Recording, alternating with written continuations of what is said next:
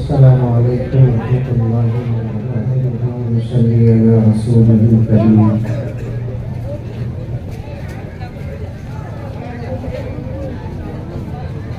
اما بعد فاعوذ باللہ من الشیطان الرجیم. بسم اللہ الرحمن الرحیم. یا ایھا الذین آمنوا ادخلوا فی السلم کافۃ غفور رحیم.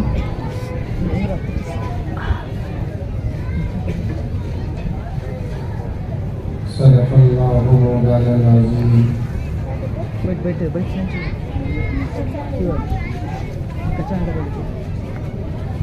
اللہم صلی علی سیدنا نبینا مولانا محمد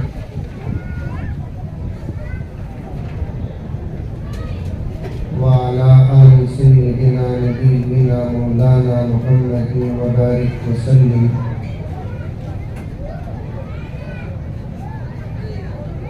اللہم صلی علی محمد بعدد اوراق الاشجار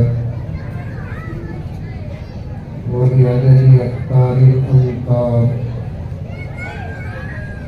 وبعدد دواب البر والبحار وعلى آلہ وصحبہ وبارک وسلم. اللہم صلی علی محمد کما هو اہلہ ومستحقہ.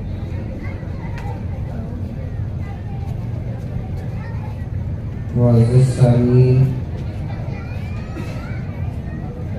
پوری محبت کے ساتھ، شوق کے ساتھ، الفت کے ساتھ، پیار کے ساتھ، ادب کے ساتھ، احترام کے ساتھ، اخلاص کے ساتھ، دل کی گہرائی سے ایک مرتبہ درود شریف پڑھ لیں.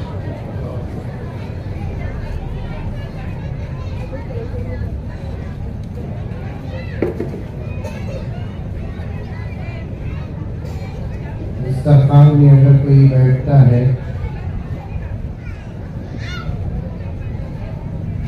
سامنے لوازمات رکھے ہوئے ہیں،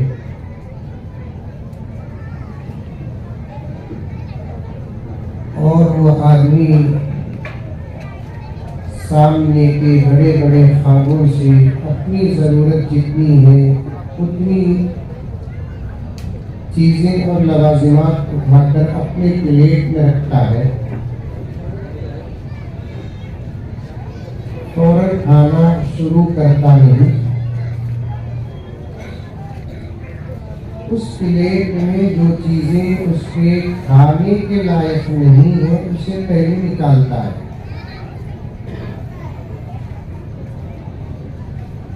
اور اس کے بعد اطمینان سے کھاتا ہے.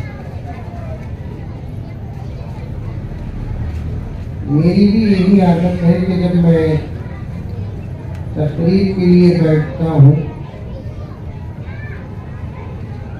سب سے پہلے ماحول کے خلاف جو چیزیں ہیں اسے بیان کرتا ہوں، اور اس کے بعد اطمینان سے اپنا موضوع بیان کرتا ہوں.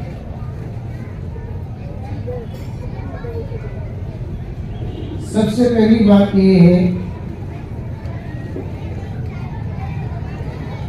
آپ کے اس جلسے میں مستورات کو بٹھانے کا جو انتظام ہوا ہے وہ غلط ہی نہیں، غیر شرعی ہے.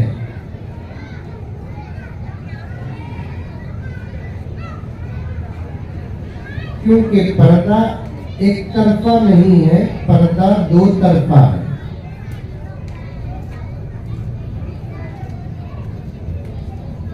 حضور صلی اللہ علیہ وسلم کی دختر نیک اختر حسنین کی امی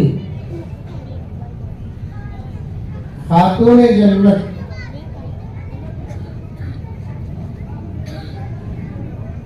شریک حیات حضرت علی، اور ایسی باحیا کہ جس پر حیا بھی ناز کرتی ہے، ایسی بات شرم کے جس پر شرم بھی ناز کرتی ہے، جس کو ساری دنیا سیدہ فاطمہ زہرا کہتی ہے، سب کہہ دو رضی اللہ عنہا۔ انہوں نے سب سے پہلے یہ اصول بتایا اور ایک نیک عورت کی پہچان بتائی، لا يرين الرجال ولا يرونهم،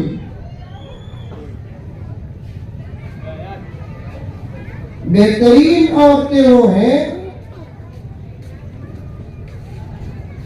جو مردوں کو نہ دیکھے اور مردوں کو دیکھنے کا موقع بھی نہ دے۔ بولو یہاں، بولو سبحان اللہ۔ یہاں کہیں کو سبحان اللہ نہیں بول رہی۔ یہ مسئلہ ہمارے مخالف ہے، مزاج کے خلاف ہے۔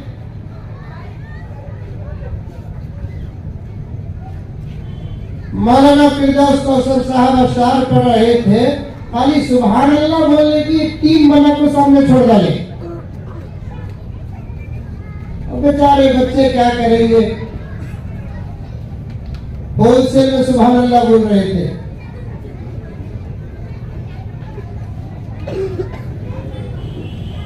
کیا فرماتی ہے سیدہ فاطمہ زہرا رضی اللہ تعالی عنہا؟ سڈن اچانک پردے کا شاید انتظام ناممکن ہے، نگاہوں کو نیچے رکھ کر، کان جلسے کی طرف رکھ کر میری مائیں اور بہنیں سنیں۔ آپ تمہاری گود میں ٹیپو کیوں نہیں پیدا ہو رہا ہے؟ آپ تمہاری گود میں سلطان مراد کیوں نہیں پیدا ہو رہا ہے؟ آپ تمہاری گود میں صلاح الدین ایوبی کیوں نہیں پیدا ہو رہا ہے؟ تمہاری گود میں محمد بن قاسم جیسے جنرل اور کرنل اور جس پر اسلام ناز کرے ایسے جوان کیوں نہیں پیدا ہو رہے ہیں؟ ایک کثیر تعداد میں بیٹھے ہوئے حضرات علماء اس حدیث کے تجزیے کی تصحیح فرمائیں گے۔ تمہارے نمازوں کے چھوڑنے کی سزا الگ، تمہارے قرآن کے چھوڑنے کی سزا الگ، تمہارے درود کے چھوڑنے کی سزا الگ، تمہارے ذکر سے دور ہونے کی سزا الگ۔ لیکن آج امت میں ایسے بچے، ایسے جوان جو اسلام کی شان بنے، اسلام کی آن بنے، جن کے نام سے دشمنوں کے پیتے پانی ہو جائے، جن کے شکل و صورتوں سے دشمنوں کے ہوش اڑ جائے، جن کے سامنے کھڑنے کے لیے کوئی ماں کا لال نہ آئے، ایسے جنرل، ایسے کرنل، ایسے بہادر اور ایسے دلیر بچے تمہارے گود میں کیوں نہیں پیدا ہو رہے ہیں؟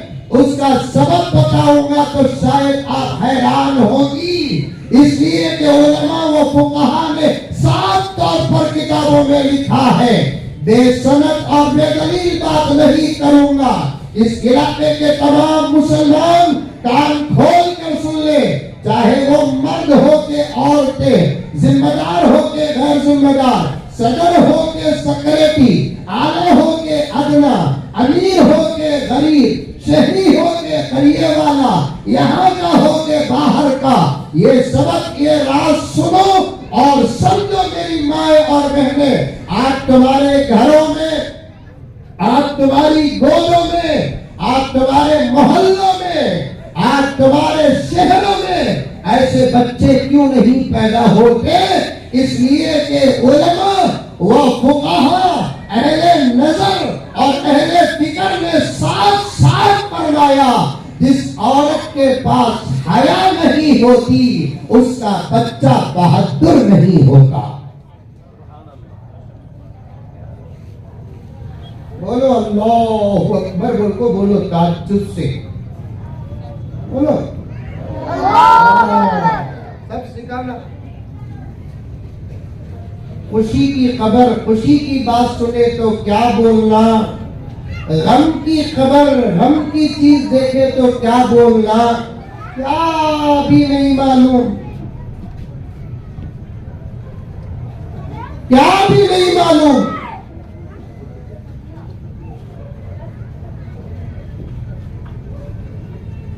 چچا کو بچہ ہوا، سن ارے کہتا نہ سبحان اللہ بولتا نہ ماشاء اللہ بولتا.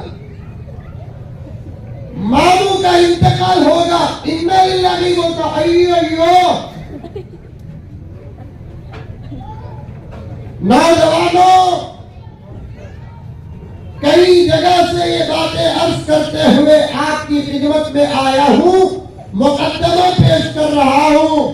تم نے تو صرف ٹوپی کو اسلام سمجھا ہے،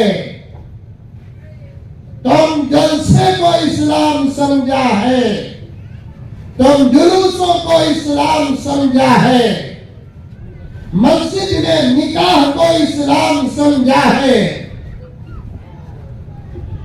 اسلامی نام رکھنے کو اسلام سمجھا ہے.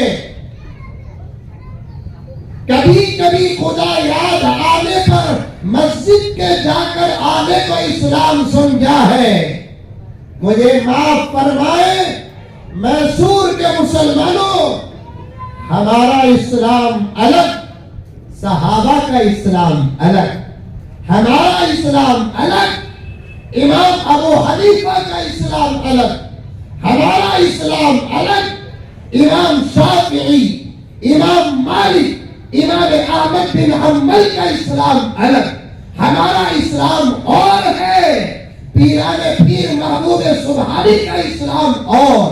ہمارا اسلام اور ہے، حضرت خواجہ بندے نواز کا اسلام اور. ہمارا اسلام اور ہے، حضرت خواجہ غریب نواز کا اسلام اور. مولانا بنگلور سے آئے ہو آپ، آج پہلی مرتبہ یہ جملہ سن رہے ہیں. کیا ہے یہ تقسیم، کیا ہے یہ تفریق، کیا ہے یہ آدھا آدھا؟ سمجھ سکتے ہو تو میری بات کو دل کی گہرائی سے سنو اور سمجھو. پردہ نشی میری مائیں اور بہنیں، تیری چھوڑ کر گزرنا میرے لیے اچھا نہیں لگتا. حضرت عائشہ کا اسلام الگ تھا، تیرا اسلام الگ ہے. سیدہ فاطمہ کا اسلام الگ تھا، تیرا اسلام الگ ہے. رابعہ بصریہ کا اسلام الگ تھا، تیرا اسلام الگ ہے. آپ بھی پوچھیں جواب دوں گا، مرد بھی پوچھے جواب دوں گا. اور مولانا یہ دور تو ایسا دور ہے، کون سر غلطی کرے دنیا چھوڑ دیتی ہے، صدر غلطی کرے دنیا چھوڑ دیتی ہے، یہ ملنے غلطی کرے دنیا چھوڑ دیتی ہے، مالدار غلطی کرے دنیا چھوڑ دیتی ہے. اگر کوئی بات مولوی کی سمجھ میں نہ آئے، مولوی غلطی کرنا دور کی بات ہے، کوئی بات مولانا کی سمجھ میں نہ آئے تو پورے علاقے میں طوفان برپا ہو جاتا ہے. بات صحیح ہے کہ نہیں ہے؟ ذرا مولوی صاحب منڈی تو بھی ہلاؤ تاکہ میں سمجھوں کہ یہ جلسے میں اکیلے نہیں ہوں. پوری نماز غلط پڑھتا مولانا، پوری نماز غلط پڑھتا. خالی کبھی امام صاحب 2 رکعت میں بیٹھنے کے بجائے اٹھ کو کھڑ گئے، محلے کا بے نمازی صدر کو فون کرتا، یہ مولوی کو بدلو جی. کتنے مرتبہ کھانے میں نمک نہیں ڈالی، جورو بدلنے کی سوچا. شوگر کے مریض کی چائے میں شکر ڈبل چمچہ ڈالی. بیوی کی محبت سمجھ کو صبر کر کو پی لیا. مولانا اور علماء سے غلطیاں ہو جائے زمانہ معاف نہیں کرتا. حضرت تھانوی نے فرمایا علماء کی غلطیوں کے پیچھے مت پڑو ورنہ تمہاری نسلوں سے خدا نیکیاں چھین لیں گے. میں بات کو لمبائی میں لینا نہیں چاہتا. میری ماں اور بہنوں کے سامنے شرم اور حیا کے متعلق کچھ باتیں عرض کر کے آگے بڑھنے کی کوشش کروں گا. میرے نوجوان بھائیوں، نوجوانوں، پوری بات پوری توجہ کے ساتھ سنیں. یہ شادی نہیں، یہ شکرانہ نہیں، یہ ہلدی نہیں، یہ کوئی اسپورٹ کا پروگرام نہیں، الیکشن کا جشن نہیں، یہ پیارے آقا کی سیرت کا جلسہ ہے.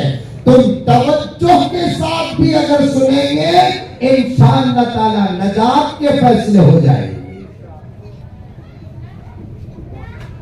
میں میرے زبان کو بریک نہیں، میں نعت خواہ حضرات سے بھی کہتا ہوں کہ آپ نعت پڑھتے جائیں، کوئی سبحان اللہ بولے کوئی نہ بولے، بار بار سبحان اللہ کی تعلیم دے کر نعت کی مجلس میں ایک گڑبڑ پیدا کرنا یہ بھی شان رسالت میں بے ادبی ہے. کیوں؟ کسی عقل مند نے کیا کہا، اللہ کا ولی نے کیا کہا، نبی کے عاشق نے کیا کہا، با خدا دیوانہ باش، با خدا دیوانہ باش و با محمد ہوشیار. بات اللہ کی آ گئی دیوانے بن جاؤ، لیکن جب بات محمد کی آتی ہے صلی اللہ علیہ وسلم، دیوانے بننا تو دور کی بات، دیوانوں کو بھی عقل مند بننا پڑے گا. دیوانے بننا تو دور کی بات. اذان ہو رہی 10 بجے نماز اذان ہو رہی ہے، بیٹھیے. خدا ہے، کوئی بے ادبی ہو جائے انشاءاللہ اللہ تعالیٰ بندہ سمجھ کر معاف کر دیں گے، لیکن دربار رسالت میں کوئی بے ادبی ہو. صحابہ کے لیے بھی قانون یہی تھا. صحابہ سے زیادہ حضور کو جاننے والے کون؟ صحابہ سے زیادہ حضور کو پہچاننے والے کون؟ صحابہ سے زیادہ حضور سے محبت کرنے والے کون؟ صحابہ سے زیادہ حضور کے قدموں پر اپنی عزت، اپنی جان، اپنے مال کو قربان کرنے والے کون؟ باوجود یہ تمام صفات حضرات صحابہ کرام کے پاس ہونے کے، اللہ نے صحابہ کی تربیت دربار رسالت میں کیسے رہنا، حضور کے سامنے کیسے رہنا، حضور کی مجلس میں کیسے رہنا، حضور کے ساتھ کیسے رہنا، ابو بکر کو قرآن کے ذریعے سے سکھایا، عمر کو قرآن کے ذریعے سے سکھایا، عثمان کو قرآن کے ذریعے سے سکھایا، علی کو قرآن کے ذریعے سے سکھایا، عائشہ و فاطمہ کو قرآن کے ذریعے سے سکھایا. اور یا ایھا الذین آمنوا کی تفسیر اٹھا کر دیکھو، 10-20 علماء کے بیچ میں بات کر بغیر کسی اختلافی مسئلہ بیان کیے کہ یہ آدمی تفسیر کا نقطہ بیان کرتا ہے، تفسیری بات بیان کرتا ہے. اللہ تعالیٰ نے حضرت ابو بکر کو، عمر کو، عثمان کو کہا، علی کو کہا تم پہلے اسلام لانے والے اپنی جگہ پر، جان قربان کرنے والے اپنی جگہ پر، تم اپنے نبی سے محبت کرنے والے اپنی جگہ پر، اے علی تم حضور کے چچا اپنی جگہ پر، اے عثمان تم حضور کے داماد اپنی جگہ پر، اے عائشہ تو حضور کی بیوی اپنی جگہ پر، اے فاطمہ تو حضور کی بیٹی اپنی جگہ پر، اے حسن تم حضور کے نواسے اپنی جگہ پر، تمام باتیں اپنی جگہ پر. لیکن ایک طرف تم نظر کر کے بے ادبی نہ کرنا. محمد ہمارا دوست ہے، محمد ہمارے سسرے ہیں، محمد ہمارے داماد ہیں، محمد ہمارے شوہر ہیں، محمد ہمارے باپ ہیں، محمد ہمارے نانا ہیں، محمد ہمارے فلاں و فلاں ہیں. تم ایک طرف دیکھ کر کہیں تمہارے سے کوئی بے ادبی نہ ہو تو محمد رسول اللہ کا سب سے پہلا رخ دیکھو. وہ تمہارا باپ بعد میں ہے، وہ تمہارا سسرا بعد میں ہے، وہ تمہارا داماد بعد میں ہے، وہ تمہارا بھائی بعد میں ہے، وہ تمہارا قریب ترین دوست بعد میں ہے، لیکن اس کی پہلی پہچان، اس کا پہلا رخ وہ تمہارا نبی ہے، وہ تمہارا رسول ہے. وہ بھی ایسا جیسا نبی نہیں بلکہ نبیوں کا نبی ہے، رسولوں کا رسول ہے. اس کے سامنے تمہارا ادب تمہارا ایمان ہے، اس کے سامنے تمہاری پست آواز تمہارا ایمان ہے، اس کے سامنے تمہاری نگاہوں کا جھکنا تمہارا ایمان ہے، اس کے سامنے تمہاری شرم تمہارا ایمان ہے. یاد رکھنا اے صحابہ، قرآن پڑھتے ہو، قرآن پاک کی تفسیر سنتے ہو، اس بات کو دل کی گہرائی سے سنو اور دل کی تختی میں بٹھاؤ. اللہ نے حضرات صحابہ سے ڈائریکٹ خطاب کیا، اے صحابہ تم مقدس اپنی جگہ پر، افضل البشری بعد انبیاء اپنی جگہ پر، لو کان بعدی نبی لکان عمر اپنی جگہ پر، ذو النورین اپنی جگہ پر، باب العلم اپنی جگہ پر، سید الشہداء اپنی جگہ پر، خاتون جنت اپنی جگہ پر، امت کی عالمہ و فاضلہ و مفتیہ ہونا اپنی جگہ پر. یاد رکھنا اے صحابہ، یہ دربار رسالت ہے، دربار محمد ہے، دربار نبی الانبیاء ہے. یہاں بڑی بڑی بے ادبیاں کرنا دور کی بات، اگر تمہاری آواز، غور سے سنو نوجوانوں، موبائل چھوڑو، موبائلوں میں ریکارڈ کرنا چھوڑو. یہ دل دماغ میں ریکارڈ کرنے کا جب تک دور تھا، زندگیوں میں عمل تھا، موبائل میں ریکارڈ کرنے کا دور آیا تو بیچارہ موبائل عمل سے دور ہے اور ہم ریکارڈ کے پیچھے بڑھ گئے، عمل سے دور ہو گئے. دل سے سنو اور دل میں بٹھاؤ، عمل کرو. اللہ نے عظمت رسول کو بتاتے ہوئے فرمایا، اے صحابہ تم بڑی بڑی گستاخیاں کرنا اور بڑی بڑی بے ادبیاں کرنا تو دور کی بات، اگر تمہاری آواز تمہارا ساؤنڈ، تمہاری آواز تمہارے نبی کی آواز سے اونچی ہو گئی. سمجھ میں آ رہی ہے بات؟ ارے آ رہی ہے نہیں آ رہی ہے؟ ایک اور بچہ ہو خاموش، سکھاؤ بچوں کو.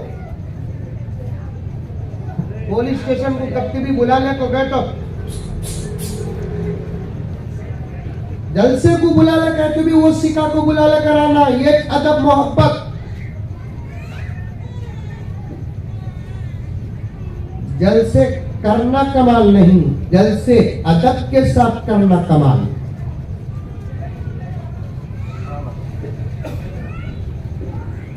سمجھ میں آ رہی ہے بات؟ ارے منڈی تمہیں ہلا رہے بابا، آ رہی ہے؟ اللہ نے، میں تقریر کہاں سے شروع کیا کہاں جاروں؟ الحمدللہ مجھے یاد ہے، تم نہ یاد ہے؟ الحمدللہ. شادی کو کی، دعوت کو کی، جاتے جاتے کیٹرنگ پر ایک نظر پڑتی، یعنی تو پکانے کی جگہ ایک نظر پڑتی. فردوس صاحب خالی 1 منٹ کے اندر گزرتے گزرتے آئٹمہ گن لیتا. جا کو دسترخوان میں بیٹھتے ہی جتنے آئٹمہ دیکھا اتنے آئٹمہ آئے کیا گنتا. ایک آئٹم تو بھی مس ہوگا تو برابر یاد کرتا نہیں کرتا. ویسا مولوی صاحب بولتے بولتے کیا تبھی چھوڑ ڈالے تمہیں یاد دلانا. اسے بولتے سو توجہ. گانے غور سے سنتے ہی، غیبتیں غور سے سنتے ہی، زندگی پھوڑنے کے باتیں غور سے سنتے ہی، جھوٹے مکار کی گفتگو غور سے سنتے ہی، فلموں کی آوازیں غور سے سنتے ہی، مولوی صاحب کے بیانہ، سیرت کے بیانہ، اللہ کی باتیں، رسول اللہ کی باتیں، کسی بھی توجہ، کوئی توجہ نہیں. کیا بولے؟ بیان سوال کو پوچھو، علاقے کے تمام لوگوں کو پوچھو کیسا بھی ہوا جلسہ؟ بڑا زبردست ہوا بھائی، کیا تھا معلوم جلسہ. ارے کیا بھائی ہوا؟ ارے وہ مولانا فردوس صاحب بھی کیا زبردست نعتیں پڑھے معلوم کیا. پھر کیا بھائی ہوا؟ تو بنگلور سے ایک آیا تھا انکنٹرول آدمی. کیا بولیا بھائی انہیں بھی؟ ارے کیا بھائی بولیا؟ زبردست بولیا بھائی. ارے کیا بھائی بولیا؟ اب بچنے کے واسطے کیا بولتا ہوں؟ 1.5 گھنٹہ انہوں بیان کرے. اب میں کیا 1.5 گھنٹہ بولنا ہے؟ کام کرے, یوٹیوب کا لنک ہے, بھیج تو سن لے. کیا مولانا؟ اللہ کب یہ یوٹیوب کو موت دیتا کی؟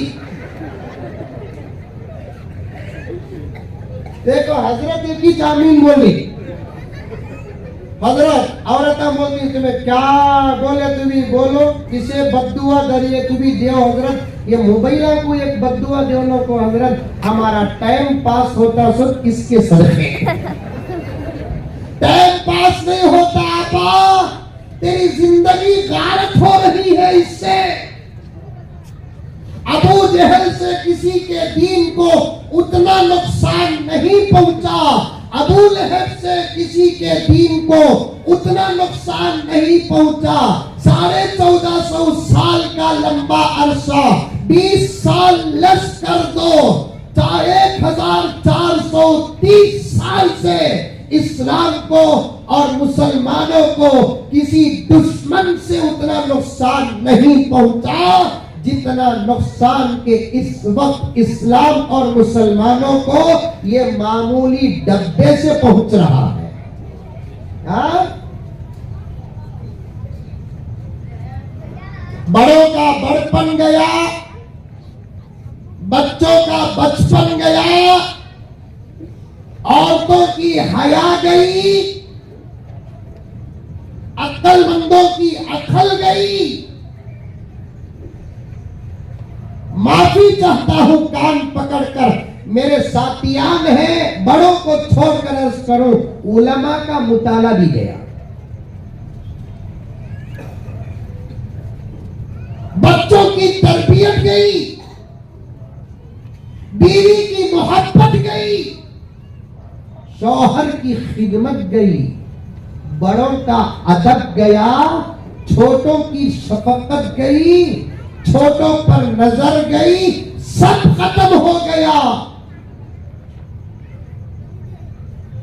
فتنوں میں سے ایک آخری فتنہ ہے یہ, اس کے بعد اگر کوئی بڑا فتنہ زمین میں ہے تو وہ دجال ہی کا فتنہ ہے. اس کے اور اس کے بیچ میں شاید کوئی فتنہ نہیں ہوگا. صحت گئی, نیند گئی, رات میں سونے کا وقت گیا. ہمارے اپنے بچپن میں کہتا میں بہت پرانا بڈھا سمجھو کو, اب 10-15 سال پہلے تو بھی بچپن بولنا پڑے گا. ہمارے اپنے بچپن میں ہمیں 9-9:30 بجے سوئے نہیں تو ہمارے امی ابا مار کر ڈانٹ کر سلاتے, سر پکڑ لیتے. کیا زمانہ آیا کہ 9 ہو گئے تو بھی سو کو روتے نہیں, بولتے تھے 9 بجے. کیا حضرت 9:30 تک سوئے نہیں تو کھانا اتنا کھا کو نہیں سوتے تھے جتنا مارا کھا کو سوتے تھے. 10 لاسٹ وقت بچے سو کر بڑوں کے سونے کا آخری وقت تھا 10-25 سال 20 سال پہلے. اب رات کے 2 کا تو بھی سونا نہیں ہے, 3 کا تو بھی سونا نہیں ہے. میں نے گھوگو پوچھا, حضرت ایک بات پوچھتا ہوں. حضرت کیا پوچھ بات, فری جواب مولوی صاحب کے علاوہ کہاں سے ملتے ہیں؟ لائر فری جواب دیتے ہیں, ڈاکٹر فری جواب دیتے ہیں, سیاسی لوگ فری جواب دیتے ہیں. فری جواب دیتے ہیں سب کون؟ مولوی صاحب. ایک بات پوچھتا ہوں حضرت کیا پوچھ با بیان میں بولنا نہیں حضرت کیا بول تجھ با کیا نام لینا نہیں نصیحت ہے تو بیان کر تو دوسرے عمل کریں گے اجر تجھے ملے گا عبرت ہے تو بیان کر تو دوسرا بچے گا تب بھی تجھے اجر ملے گا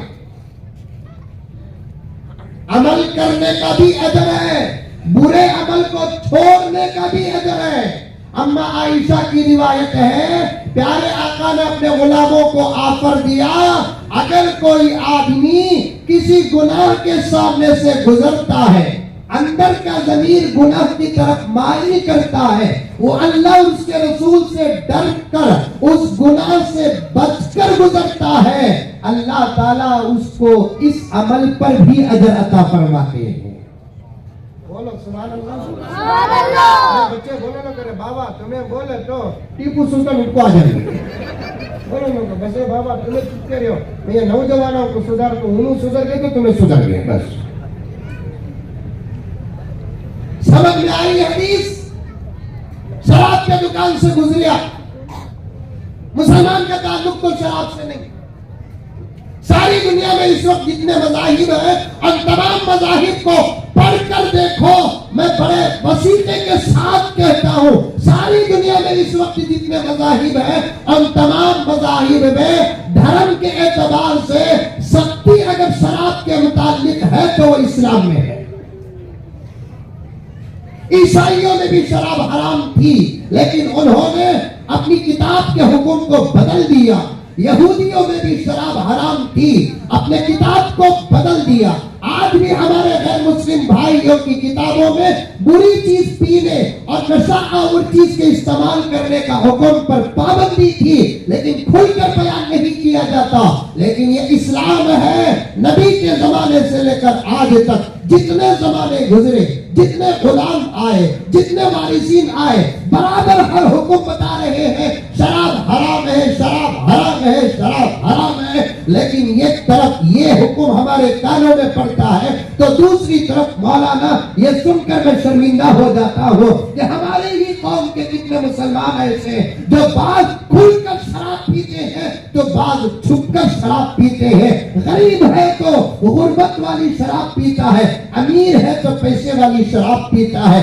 آج مسلمان کا تعلق شراب سے ہو گیا اللہ اکبر کبیرہ میں ایک علاقے کا نام نہیں لیتا شاید آپ عقل مند ہیں سمجھ سکتے ہیں اس شہر میں ایک محلہ تقریباً 80% مسلمانوں کا بیچوں بیچ میں شراب کی دکان ہے میں نے ایم ایل اے سے کہا اسے اٹھاؤ یہ مسلمانوں کا علاقہ ہے کونسلر کو کہا اسے اٹھاؤ یہ مسلمانوں کا علاقہ ہے میں نے بیچ کے لوگوں کو بھیجا اور قانونی کارروائی بھی کی لیکن میں کامیاب نہیں ہوا آخر مجبور ہو کر میں نے اس شراب کے دکان کے مالک کے پاس پہنچا اور وہ دیکھا ہو سکتا ہے ایک گرو کے آنے کی وجہ سے پگڑی والے کو دیکھ کر داڑھی والے کو دیکھ کر جھبے والے کو دیکھ کر منبر والے کو دیکھ کر مصلی والے کو دیکھ کر اس کے دل میں کوئی نرمی آ جائے میں ڈائریکٹ اس دکان کے مالک کے پاس گیا اور اس سے میرا اپنا انٹروڈیوس کرایا او بھائی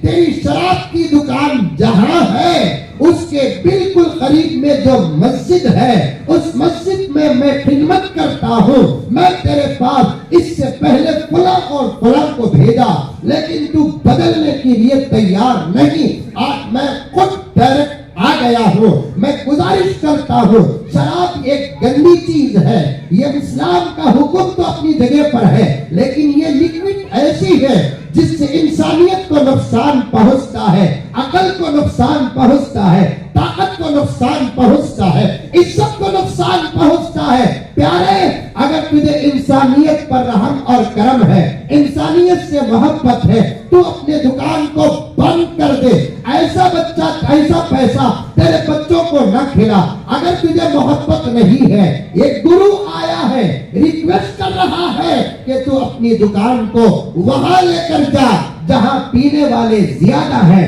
اس نے جو جملہ کہا اس سے آگے میں کوئی جملہ نہ کہا شرمندہ ہو کر اٹھ کر واپس آ گیا اس نے کہا کہ گرو جی آپ کہتے ہیں کہ آپ کے دھرم میں شراب حرام شراب پینا پاپ ہے، شراب گندی چیز ہے، کتے اور سور کے منہ سے بدتر ہے، شراب پینے سے انسانیت کا نقصان ہے، شراب پینے سے عقل کا نقصان ہے، شراب پینے سے صحت کا نقصان ہے۔ میں مانتا ہوں گرو جی، لیکن آپ کس چہرے سے آئے ہو، کس منہ لے کر آئے ہو؟ اس لیے کہ میرے دکان میں جو بزنس ہوتا ہے نان مسلم کا اتنا بزنس نہیں ہوتا جتنا کہ مسلمانوں سے میری دکان چلتی ہے۔ اللہ اکبر کبیرہ، بات پہ بات لگے گی۔ مجھے میسور کو جب بھی آنا پڑتا ہے، پتا نہیں کہ اتفاق کے یہاں سے مجھے فوری کسی دور کا سفر پیچھے لگا رہتا ہے۔ ایسا کبھی موقع تلاش کروں میں کہ بات کوئی سفر نہ ہو، پوری رات آپ کے نام گزار دو۔ نوجوانوں، آج ہمارا حال یہ ہے، حال لا حول ولا قوت الا باللہ۔ سمجھو میرے دوستو، اسی لیے میں نے کہا بات اگر نصیحت کی ہے ضرور کہوں گا، بات عبرت کی ہے ضرور کہوں گا، کیونکہ اسلام میں نیک عمل کرو گے تب بھی اجر، گناہ سے بچو گے تب بھی اجر۔ خصائص کبریٰ جو میرے نبی کے صرف خصوصیات پر ایک کتاب لکھی ہے، علامہ جلال الدین سیوطی رحمت اللہ علیہ نے 300 سے زیادہ آپ صلی اللہ علیہ وسلم کی اور آپ کی امت کی خصوصیات کو جمع کیا ہے۔ اس میں لکھا ہے کسی نبی کی امت کو گناہوں سے بچنے پر اتنا اجر نہیں جتنا میرے نبی کے صدقے میرے نبی کی امت کو گناہوں سے بچنے پر اللہ تعالیٰ نے اجر عطا فرمایا۔ اسی لیے میں نے کہا ایک مسلمان پر ایگزامپل شراب کی دکان سے گزرتا ہے، طبیعت رزیلہ، اللہ نے اچھی طبیعت کو بھی انسان کی فطرت میں رکھا، بری طبیعت کو بھی انسان کی طبیعت میں رکھا تاکہ اس کا امتحان ہو، وہ اللہ سے ڈرتا ہے یا شیطان کی بات مانتا ہے۔ اللہ نے دونوں طبیعتوں کو رکھا۔ اللہ تبارک و تعالیٰ کی یہ مصلحت ہے۔ بندہ جاتا ہے شراب کے دکان کے سامنے سے، اندر کی طبیعت کہتی ہے پٹھے کوٹ بھی نہیں دیکھ رہا ہے، ایک مار لے، چھپا کر لے لے، گھر جا کر پی لے۔ پھر اندر کی اچھی طبیعت کہتی ہے کوئی نہیں دیکھ رہا ہے، کیا کہہ رہا ہے؟ اللہ تجھے دیکھ رہا ہے، تیرا عمل نبی تک پہنچایا جائے گا، بچ کر گزر جا، ایک وقت وہ آئے گا جنت میں اللہ شراب طہور اپنے ہاتھوں سے پلائیں گے۔ بندہ اللہ سے ڈر کر شراب سے بچ کر گزرتا ہے، اللہ تعالیٰ اس کو اس عمل پر بھی اجر عطا فرماتے ہیں، نصیحت پر بھی اجر اور عبرت پر بھی نظر۔ ایک نوجوان مجھ سے کہا مولانا ایک بات پوچھتوں، کیا بھائی یہ تم لگا سب امام صاحبہ موزن صاحبہ صبح ہی 5 بجے اٹھ جاتے ہیں نا، کیسا اٹھتے؟ اب میں اسے بولیا وظیفے پڑھ کر سوتوں تو انہیں خاموش گزر جائے گا، کوئی نصیحت نہیں ملے گی۔ الارم رکھ کر سوتوں، نصیحت نہیں ملے گی۔ میں نے کہا کہ بھائی یہ علماء، ائمہ، مؤذنین جو صبح تہجد یا فجر کو جو اٹھتے ہیں، کوئی خاص وظیفہ نہیں، وظیفہ یہ ہے کہ یہ رات کو جلدی سو جاتے ہیں، اللہ تبارک و تعالیٰ نیند پوری کرا کر فجر کو اٹھا دیتا ہے۔ ہمیں سوتے ہی 3 بجے، 4 بجے، 4:30 بجے۔ شادیوں کے ماحول میں تو ان آپاؤں سے پوچھو جو بھر کر اوڑھ کر بیٹھی ہوئی ہے، ان لوگوں کا حال کیا ہوتا ہے؟ شادیوں کے موقع پر شادی محلوں میں یا گھروں میں پوری رات رسم و رواج میں غارت کر کے اس وقت سوتے ہیں جب اللہ کے بندے اللہ کی عبادت کے لیے اٹھتے ہیں۔ موبائل آیا، نیند گئی، سب گیا۔ عرض کر رہا تھا پہلے زمانے کے لوگوں کا اسلام الگ، اب کے لوگوں کا اسلام الگ۔ سوال کریں گے آپ مجھ سے، سوال کریں گے مولانا پہلے بھی وہی قرآن اب بھی وہی قرآن، پہلے بھی وہی شریعت اب بھی وہی شریعت، پہلے بھی وہی حکم اب بھی وہی حکم؟ کیونکہ علماء اگر کوئی غلطی کرتے ہیں یا علماء کی کوئی بات سمجھ میں نہیں آتی، زمانہ سب کو چھوڑتا ہے لیکن علماء کو نہیں چھوڑتا، علماء کے پیچھے پڑتا ہے۔ میں آج ایک بات بڑے درد کے ساتھ عرض کرنا چاہتا ہوں، دو قسم کی جماعتوں کے پیچھے نہ پڑو ورنہ نسلیں برباد ہو جائیں گی۔ ایک علماء کے پیچھے نہ پڑو، ایک اولیاء کے پیچھے نہ پڑو، علماء کے پیچھے نہ پڑو، اولیاء کے پیچھے نہ پڑو۔ حالانکہ دونوں میں کوئی بڑا فرق نہیں ہے، جو عالم ہے وہ ولی ہے، جو ولی ہے وہ عالم ہے۔ جسے اللہ علم دیا اسے ولایت دیتا ہے، جسے اللہ ولایت دیتے ہیں اللہ اسے علم دیتے ہیں۔ عالم اور ولی ایک سکے کے دو رخ ہوتے ہیں، لیکن میں مسلمانوں سے کہتا ہوں، آج کے جلسے کا پہلا پیغام پیش کرنا چاہتا ہوں، علماء کے پیچھے بھی نہ پڑو، اولیاء کے پیچھے بھی نہ پڑو، زندے علماء کے پیچھے بھی نہ پڑو۔ جو علماء دنیا سے پردہ پروا چکے ہیں ان کے پیچھے بھی نہ پڑو، زندے اولیاء کے پیچھے بھی نہ پڑو، اور جو اولیاء مر چکے ہیں جن کا انتقال و وصال ہو چکا ہے ان کے پیچھے بھی نہ پڑو۔ لیکن آج زمانہ سب کے عہدوں کو جانتا ہے، سب کے عہدوں کو پہچانتا ہے، سب کے عہدوں کی قدر کرتا ہے، لیکن نہ علماء کی قدر کرتا ہے نہ اولیاء کی قدر کرتا ہے۔ اسی کا نتیجہ ہے 2 دن سے میں برابر خدا کی قسم نہیں سو رہا ہوں، کیونکہ مجھے حضرت سلطان سے بڑی گہری محبت ہے۔ جمعے کے بعد حالات میرے سامنے آئے، میں مسجد عمر فاروق کے منبر کو سارے عالم کے لیے پیغام کا منبر سمجھتا ہوں۔ آج بات آ گئی تو عرض کر رہا ہوں، علماء کے شان میں گستاخی، اولیاء کے شان میں گستاخی۔ اولیاء کی فہرست میں حضرت ٹیپو سلطان شہید رحمت اللہ علیہ صرف ایک بادشاہ ایک سلطان نہیں تھے، وہ بادشاہ بعد میں تھے، سلطان بعد میں تھے، اللہ کا ولی پہلے تھا۔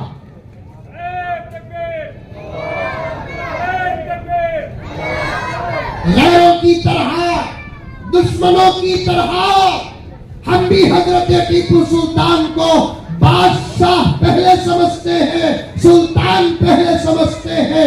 رب کعبہ کی قسم، میسور کے مسلمانوں تم سلطان کے قریب ہو، اور سلطان کی زمین میں تم جیتے اور کھاتے اور پیتے ہو، لیکن افسوس کے ساتھ کہنا پڑتا ہے کہ تم سلطان کو نہیں پہچانے، حضرت شہید کو نہیں پہچانے، وہ عاشق خدا، وہ عاشق رسول کو نہیں پہچانے۔ اسی لیے میں نے ایک مرتبہ عرض کیا تھا کہ ہندوستان کی تقسیم کے بعد ہندوستان کے اندر کچھ چیزوں کی جب تقسیم ہوئی اس میں سے اوقاف بھی حکومت کے ہاتھ چلے گئی۔ کیا ہی اچھا ہوتا یہ اوقاف اگر علماء کے ہاتھ میں ہوتا، کسی جاہل کو اوقاف میں راج کرنے کا موقع نہ ملتا۔ آج جاہلوں کا قبضہ ہے اوقاف میں، انگوٹھا چھاپوں کا قبضہ ہے اوقاف میں۔ اور جتنے اولیاء کی مزارات ہیں میں پورے سند اور ضمانت کے ساتھ کہہ سکتا ہوں، جتنے اولیاء کی مزارات ہمارے ملک میں آتی ہے تقریباً 90% اولیاء کی مزارات اوقاف کی سرزمین میں ہے۔ ہونا تو یہ تھا کہ اوقاف کی ذمہ داری حضرات علماء کے ہاتھ میں ہوتی تو پھر ایسی باتیں سامنے نہ آتی۔ میں تو رات کو تڑپتا رہا اللہ کی قسم، علماء کے بیچ میں بیٹھا ہوں، باوضو بیٹھا ہوں، بات کے مقدمے میں عرض کر رہا ہوں، سلطان کو سب سے پہلے مسلمان پہچاننا ہے، سلطان کو سب سے پہلے مسلمان پہچاننا ہے، سلطان کو سب سے پہلے سلطان کے مزار کے ذمہ دار پہچاننا ہے، سلطان کو سب سے پہلے سلطان کے مزار کے خادمین پہچاننا ہے۔ اگر تمہارے پاس حضرت سلطان کی تاریخ نہیں ہے، ٹیپو سلطان شہید کی تاریخ نہیں ہے، ان کی عظمت سے تم ناواقف ہو، اس کے تقوی سے اگر تم ناواقف ہو، اس کی عبادت سے تم اگر ناواقف ہو، محبت کے ساتھ کہتا ہوں تمہارے لیے بہتر یہی ہے کہ تم فوراً استعفیٰ دے دو، اس لیے کہ آج جس کہہ رہا ہے تمہارے سے محبت کرتے ہوئے سلطان کے مزار کے ذمہ داروں تک عاجز کی آواز پہنچاتا ہے، وہ ایک مسلمان کی حیثیت سے محبت پیش کرتے ہوئے، ورنہ کان کھول کر سنو، جو علماء کے شان میں گستاخی کرتا ہے، جو اولیاء کی شان میں گستاخی کرتا ہے، اس کی سزا مرنے کے بعد شروع نہیں ہوتی، مرنے سے پہلے شروع ہو جاتی ہے۔ آج وہ سلطان نبی کے عاشقوں کی سیرت بیان کرنا بھی نبی کی سیرت میں داخل ہے، جیسا کہ میرے اللہ نے فرمایا میرے نبی سے محبت کرنا میرے سے محبت کرنا ہے، اولیاء سے محبت کرنا میرے سے محبت کرنا ہے۔ اسی کو اصول بنا کر یہ آج میسور کی سرزمین میں، حضرت سلطان کی سرزمین میں اس کے قبر مبارک کی قربت کا فیض پاتے ہوئے عرض کرتا ہوں، سلطان کی سیرت محمد رسول اللہ کی محبت ہے، کیونکہ سلطان کوئی معمولی کونسلر نہیں تھا، داڑھی منانے والا ایم ایل اے یا ایم پی نہیں تھا، بلکہ سلطان ایک سچا مسلمان تھا، پکا مسلمان تھا، عاشق رسول تھا، محی السنہ تھا، با حیا تھا، با پردہ تھا، با شرم تھا، حافظ قرآن تھا، عالم دین تھا، ماہر فلکیات تھا، پابند صوم و صلاۃ تھا، قاری قرآن تھا، تقریباً 20 زبانوں کا ماہر تھا، اور خوابوں میں نبی کی زیارت کرنے والا اللہ کے رسول کا عاشق تھا۔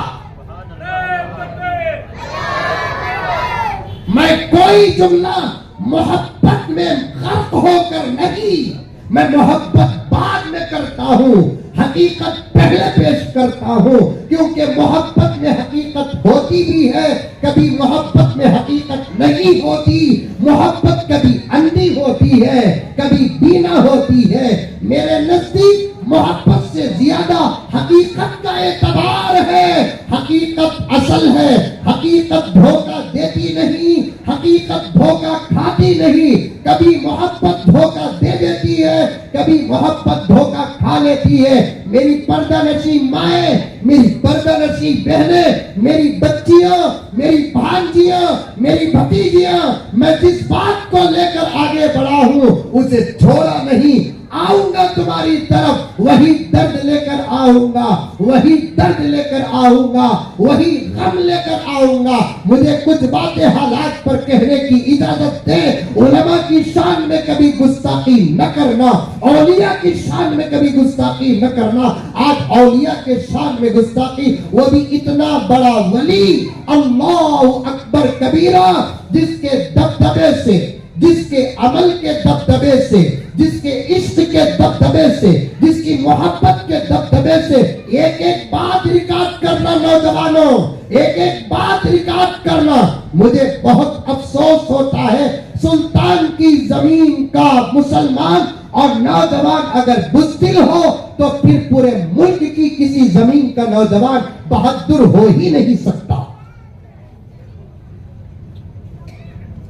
کیونکہ بادشاہوں کا بھی اثر پڑتا ہے، زندگی میں بھی اثر پڑتا ہے، مرنے کے بعد بھی اثر پڑتا ہے۔ بات گہری ہو جائے گی، لفافہ آنے سے پہلے میں اپنی بات کو سمیٹ لوں، دو چار باتیں عرض کر دوں، شاید سنے ہوں گے یا نہیں تو پھر سن لینا۔ حضرت ٹیپو سلطان شہید رحمت اللہ علیہ اس ماں کے بیٹے تھے جس ماں نے اپنے لال کو بغیر وضو کے کبھی دودھ نہیں پلایا. آج کیسے لال ہے؟ لالوں کو دیکھ کر ماؤں کا پتہ چلتا ہے کہ اس کا کردار کیا ہوگا.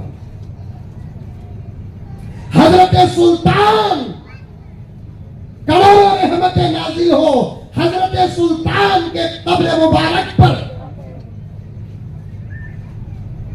کبھی موقع مل جائے تو فاتحہ پڑھ لینا. اور قسم کھا کر کہتا ہے یہ عاجز بنگلور سے نکل کر میسور یا آگے کا جب بھی سفر ہوتا ہے مولانا فردوس صاحب حشر کے میدان میں دیکھ لیں گے آپ اگر میں اپنی بات کو ثابت نہ کروں. بنگلور سے نکل کر میسور یا آگے کا جب بھی سفر ہوتا ہے میں سری رنگ پٹن سے گزرتے ہوئے بہت با ادب ہوتا ہوں. کوئی شاید ایسا سفر نہیں جس سفر میں صرف پٹن سے گزرتے ہوئے میں سلطان کے نام فاتحہ نہ بھیجا. اور آج یہ دبلا پتلا ان علماء کا خادم ڈنکے کی چوٹ میں صاف صاف بات اگر کرتا ہے تو میرا ضمیر کہتا ہے میں نے جو فاتحہ سلطان پر محبتوں کے ساتھ پڑھتا ہوں اسی کی دعا کا صدقہ ہے کہ اللہ نے وہ ہمت مجھ کو عطا کیا ہے.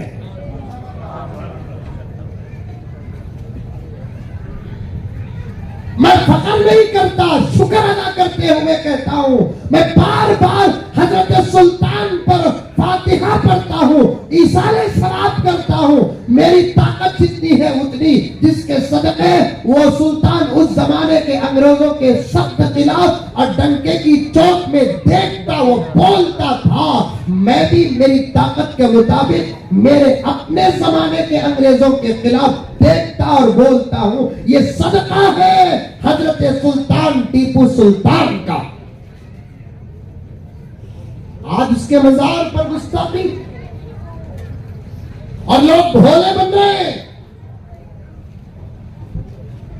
جلد سے جلد معافی مانگ کر اس فلم کو بائیکاٹ کرنے کی ذمہ داری اوقاف کے منسٹروں سے لے کر خادموں تک ہے. اگر تم اس فلم کو یا اس فلم کے گانے کو بائیکاٹ نہیں کرو گے بنگلور کو سلامت نہ بھیجنا مزمل کا جنازہ بھیج دینا.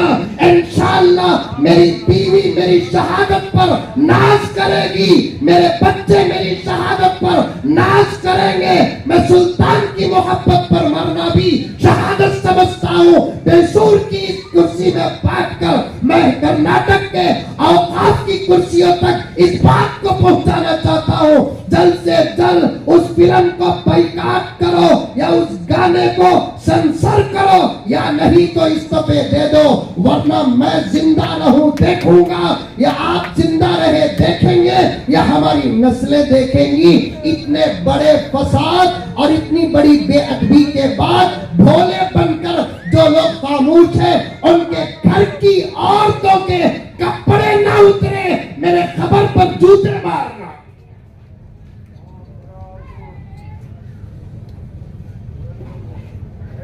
کتنا باحیا ہمارا سلطان بادشاہ وقت جس کے دبدبے سے صرف ملک کا دشمن نہیں سارے عالم کا اسلام کا دشمن ڈرتا تھا. کتابوں کے اندر صاف لکھا ہے حضرت سلطان پٹن میں میسور میں رہتے تھے کرناٹک میں رہتے تھے.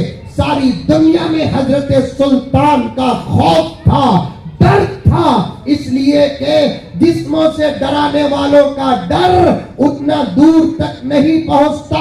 مولانا حضرت قبلہ میری اس بات کی تصحیح فرما دے جن کے پاس جسمانی طاقت ہوتی ہے ان کا ڈر کا ایک حد ہوتی ہوتی ہے، لیکن سلطان سے صرف ہندوستان یا کرناٹک یا ہندوستان کے اطراف و اکناف، انگریز، برطانیہ، فرانس کے لوگ ہی نہیں ڈرتے تھے، حضرت سلطان سے ساری دنیا کے دشمنان اسلام ڈرتے تھے۔ اس لیے ڈرتے تھے کہ سلطان کا جسم بھی سادہ سیدھا دبلا پتلا تھا، لیکن ایمان کا پاور سارے عالم میں تھا،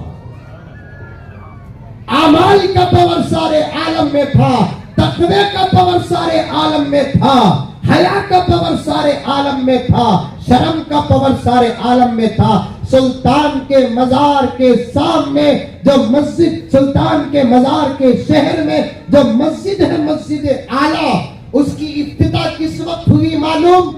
اس کی افتتاح کب ہوئی معلوم؟ آج مسجدوں کی افتتاح یا تو ظہر میں ہوتی ہے، یا تو مغرب میں ہوتی ہے، یا تو جمعہ کے موقع پر ہوتی ہے، یا شب برات کے مغرب یا عشاء میں ہوتی ہے، یا تو شب قدر کے مغرب یا عشاء میں ہوتی ہے۔ سلطان نے اپنے سرف قاص سے جس مسجد کو بنایا، مسجد اعلیٰ نام رکھا، اس مسجد کی افتتاح فجر کی نماز میں ہوئی۔ فجر کی نماز میں بعض مسجدیں بنانے والے کروڑ پتی ہیں، اللہ ان کے بنانے کو قبول فرمائے، انہوں بھی مسجد بنا کر فجر نہیں رکھتے، کیونکہ مسجد تو بنا دیتے ہیں لیکن فجر نہیں پڑھتے۔ فجر میں مسجد کی افتتاح رکھیں گے بھائی؟ نہیں حضرات، فجر میں مسجد کی افتتاح رکھے تو پبلک آنا تو دور کی بات، میرا آنا ڈاؤٹ ہے بولتا۔ میں اوپن ہارٹ سرجری کرتا ہوں، جتنے مساجد کے ذمہ دار اور صدور ہیں 5-10% صدرہ نکال کر 90% صدرہ مسجدوں کے جو ہیں بے نمازی ہیں۔ اگر نمازی بھی ہے، ظہر کے نمازی، عصر کے نمازی، مغرب کے نمازی، عشاء کے نمازی ہے، فجر کے نمازی ہے۔ ارے فلاں صاحب ہمارے محلے میں آج تک فجر نہیں چھوڑے، ان کو صدر بنائیں گے۔ کسی مسجد میں اس بات کو رکھ کر کسی مسجد کا صدر بنایا؟ مال کو سامنے رکھے، طاقت کو سامنے رکھے، کرسی کو سامنے رکھے، لیکن عبادت کو، تقوی کو، طہارت کو سامنے نہیں رکھے۔ ہمارے جیسے چھوٹے پاور والے جب بڑے عہدوں میں پہنچ جاتے ہیں، ہماری فجر کا جمعہ بھی چھوٹ جاتی ہے۔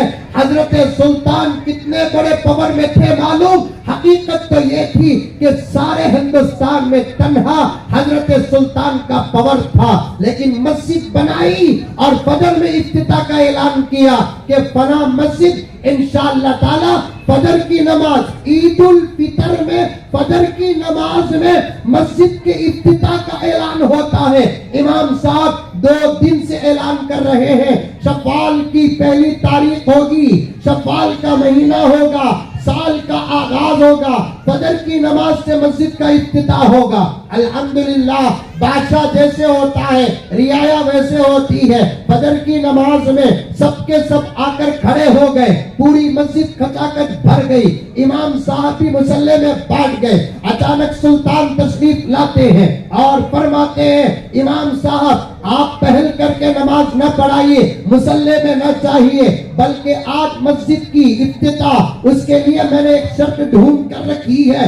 امام صاحب نے پوچھا، سلطان کیا شرط ہے؟ آج کون پہلے مسجد میں نماز پڑھائے گا؟ نماز کے ذریعے سے مسجد کی افتتاح کیا ہوگی، کیسے ہوگی؟ حضرت سلطان نے فرمایا کہ حضرت امام صاحب اعلان کرو کہ میرے حلقے میں یا دور دور تک اس مجمع میں جتنے لوگ آئے ہیں ان تمام کے بیچ میں اعلان کرو کہ جس کی اب تک تہجد نہیں چھوٹی ہے وہ آج آگے بڑھے، مصلی میں کھڑ کر فجر کی نماز سے مسجد کی افتتاح فرمائے۔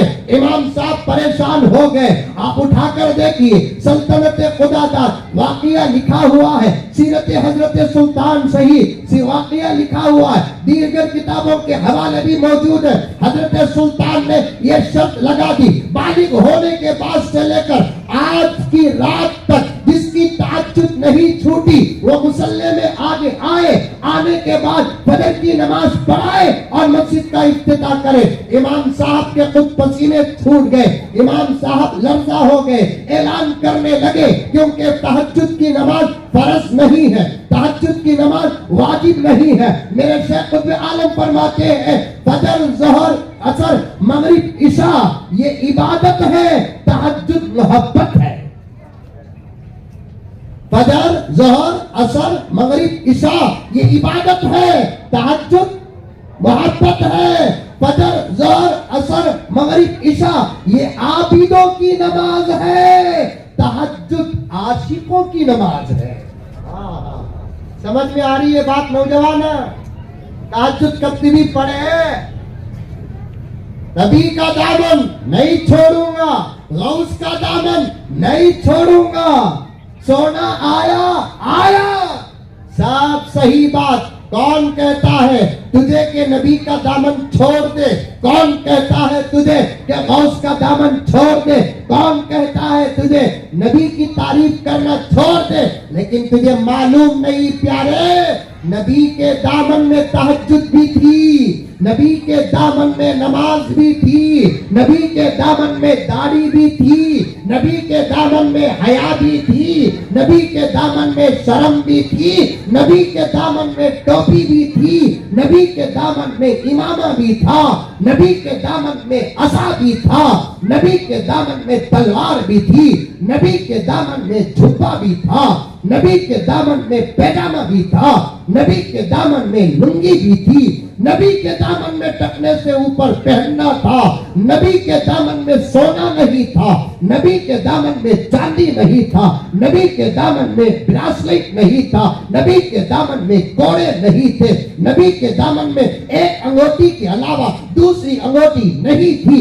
نبی کے دامن میں صداقت تھی, نبی کے دامن میں امانت تھی, نبی کے دامن میں حیا تھی, نبی کے دامن میں رحم تھا, نبی کے دامن میں کرم تھا, نبی کے دامن میں ماں باپ کا ادب تھا, نبی کے دامن میں ماں باپ کی فرما برداری تھی, نبی کے دامن میں بیوی کی شفقت تھی, نبی کے دامن میں بچوں کی شفقت تھی, نبی کے دامن میں حلال تھا, نبی کے دامن میں نعوذ باللہ حرام نہیں تھا, نبی کے دامن میں ناچنا نہیں تھا, نبی کے دامن میں گانا نہیں تھا, نبی کے دامن میں میوزک نہیں تھی. اب تو نبی کا دامن پکڑنے کی بات کرتا ہے, وہ کون سا دامن ہے جو ہر کام کر کے تو پکڑنے کا دعویٰ کرتا ہے؟ یا تو الیاذ باللہ دامن غلط ہوگا, یا نہیں تو تو جھوٹا اور مکار ہوگا. یا تو نبی کے دامن پکڑنے والے سلامت ہوں گے. 2-4 منٹ پہلے ہی کہہ دیا, لفافہ آنے سے بات پہلے مکمل کر دوں کیونکہ 10:30 بیٹھ بنے ہیں. آپ بیٹھنے کے لیے تیار ہیں, یہ ذمہ دار بیٹھنے کے لیے تیار ہیں, لیکن یہ ماموآں بیٹھانے کے لیے تیار نہیں ہیں, کیونکہ حکومت آج ان کی ہو کہ ان کی, نفاق تو باقی ہے. ماننا منجے بی جے پی کا سمجھو کو عمل کرو پیارو, عمل کرو. حضرت سلطان شہید رحمت اللہ علیہ نے اعلان کیا, جس کی تہجد نہ چھوٹی ہو انشاءاللہ تفصیل آئندہ کبھی کسی موقع پر یا ہماری مسجد عمر فاروق کے جمعے میں حضرت سلطان کی سیرت کو ارادہ کیا میں کل ہی کے جمعے کے موقع پر تفصیل سے بات رکھوں. مائیں اور بہنیں, آپ سے بھی گزارش ہے, حالات خراب ہیں, نماز کی پابندی کرو, شرم اور حیا اور پردے میں رہو, درود پڑھتے رہو, ذکر کرتے رہو, اخلاق سے رہو. اب تک جو بچے پیدا ہو گئے ان سے کچھ انقلاب آئے گا ہمیں امید نہیں. تم اچھے بن جاؤ, اس کے بعد ایک اچھے بچے پیدا ہوں گے, انشاءاللہ انقلاب آئے گا. اب وہی کہنا پڑتا حضرت, اب تک ہوا سو ہوا, چھوڑ ڈالو, اب اچھے بن جاؤ, تقوی والے بن جاؤ. یہ مولوی صاحبہ کو تمہارا دیکھنا بھی جائز نہیں. اتنے پردے میں رہ جاؤ کہ تمہارے سائے پر بھی بے حیا کی نظر نہ پڑے، اتنے باشرم بن جاؤ کہ تمہارے نام سے بے حیا اور بے شرم کے پسینے نکل جائیں۔ اللہ ایسا تقویٰ تم کو عطا کرے۔ دن رات یہ علماء آپ کی فکر کر رہے ہیں اور آپ کے بارے میں دعا کر رہے ہیں، ہمارے دعاؤں کے تم نتیجے بن جاؤ، ہمارے دعاؤں کے نتیجے بن جاؤ۔ اب امید ہم کو نہیں، اسلام کو بھی اللہ کے فضل اور نبی کے صدقے کے بعد تمہارے سے ہے۔ حضرت سلطان جیسے بچوں کو پیدا کرو، محمد بن قاسم جیسے بچوں کو پیدا کرو، صلاح الدین ایوبی جیسے بچوں کو پیدا کرو، عبد الرحمن فاتح جیسے بچوں کو پیدا کرو، سلطان مراد جیسے بچوں کو پیدا کرو، قاسم نانوتوی جیسے پیدا کرو، رشید احمد گنگوہی جیسے پیدا کرو، اشرف علی تھانوی جیسے پیدا کرو۔ انشاءاللہ ضرور انقلاب آئے گا، مایوس ہونے کی ضرورت نہیں۔ غرب حضرت سلطان نے جب شرط لگائی کہ جس نے اب تک بالغ ہو کر تہجد نہیں پڑھی، تہجد نہیں چھوڑی، وہ آئے نماز پڑھائے۔ ہزاروں کا مجمع تھا، کوئی آگے بڑھنے کے لیے تیار نہیں۔ آخر حضرت سلطان خود اعلان کرتے ہیں، مجھے نہیں معلوم کہ یہ فضیلت مجھے حاصل ہے، اللہ کی قسم بالغ ہونے کے بعد تو دور کی بات، میں 9-10 سال کی عمر میں تھا، اس وقت سے تہجد کا پابند۔ ہمیں بھی پڑھنا، ہمیں بھی ایسے بننا۔ آج ان کے سامنے گستاخیاں، خبر میں شاید روتے ہوں گے، یا نہیں تو اللہ تعالیٰ اندر سے ان کی خبر کو ٹرانسفر بھی کر دیا ہوگا شاید۔ ایسی بھی اللہ تبارک و تعالیٰ کی قدرت ہے۔ پھر کبھی موقع ملے گا، تفصیل کے ساتھ آپ کے سامنے علماء بیان کریں گے۔ آج اس کو موقع ملے گا تو آپ کے سامنے رکھے گا۔ دعا کیجئے کہ اللہ تعالیٰ مجھے اور آپ کو سب کو عمل کرنے کی توفیق عطا فرمائے۔ آمین ثم آمین۔ وآخر دعوانا ان الحمد للہ رب العالمین۔